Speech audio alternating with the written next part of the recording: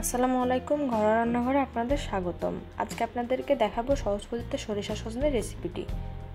তো চলুন দেখে নিই এই রেসিপিটি কিভাবে তৈরি করবেন। দেখার আগে ছোট্ট একটি অনুরোধ, চ্যানেলটি সাবস্ক্রাইব করে আমাদের পাশেই থাকবেন এবং নোটিফিকেশন পেতে বেল বাটনটি ক্লিক করে রাখতে হবে।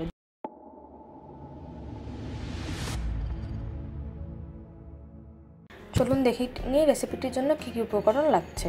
হলুদ হাফ টিস্পুন, লবণ 1 টিস্পুন, সরিষা বাটা 2 টিস্পুন, পেঁয়াজ রসুন জিরা কাঁচামরিচ 1 টিস্পুন, সজনে হাফ কেজি, তেল পরিমাণ মতো। আমরা এখন কড়াইতে তেল গরম করতে দিয়ে দিয়েছি। তেল গরম হয়ে আসলে আমরা ফার্স্টে এখানে পেঁয়াজ রসুন জিরা এবং মরিচ বাটা দিয়ে দিলাম।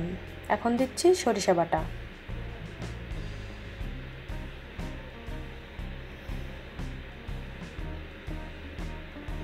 এখন দিয়ে দিচ্ছি পরিমাণ মতো লবণ।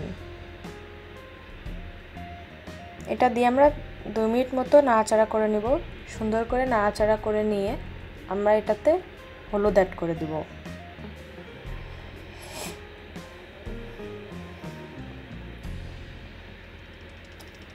হলুদ অ্যাড করে নিয়ে আমরা আর 1 মিনিট মতো একটু নাড়াচাড়া করে নেব।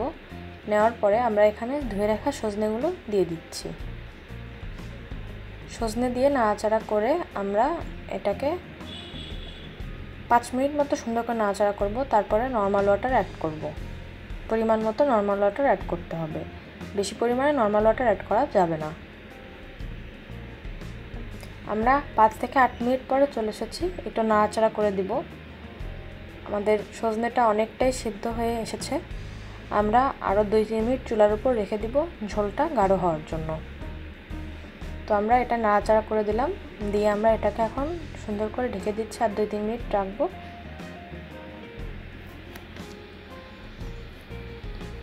2 মিনিট পরে আমরা চলে এসেছি। আমরা এটাকে আর একটু নাড়াচাড়া করে নিয়ে সার্ভিং ডিশে সার্ভ করে নিব। সার্ভিং ডিশে সার্ভ করার পরে আমরা আপনাদেরকে দেখিয়ে দিব যে এটি দেখতে কতটা লোভনীয় এবং সুন্দর হয়েছে।